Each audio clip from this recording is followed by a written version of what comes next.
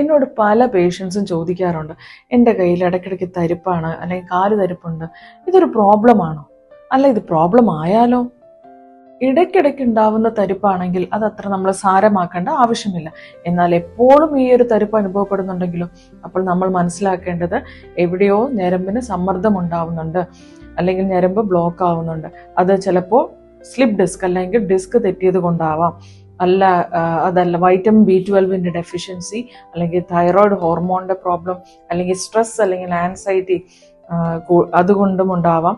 അതല്ല എങ്കിൽ സ്ട്രോക്കിന്റെ ഏർലി സൈനായി കാണിക്കപ്പെടും. അതുകൊണ്ട് തന്നെ ഓർക്കുക, ക്രോണിക് ആയിട്ട് 6 മാസത്തോളം നീണ്ടു നിൽക്കുന്ന കണ്ടിന്യൂസ് തരിപ്പ് നിങ്ങൾക്ക് അനുഭവപ്പെടുന്നുണ്ടെങ്കിൽ തീർച്ചയായും മനസ്സിലാക്കുക, അത് ഒന്നീ നമ്മുടെ ബ്രെയിൻ അല്ലെങ്കിൽ നമ്മുടെ സ്പൈൻ, അതല്ല എങ്കിൽ നമ്മുടെ നാഡികളിൽ നിന്ന് ഉണ്ടാകുന്നതാണ്.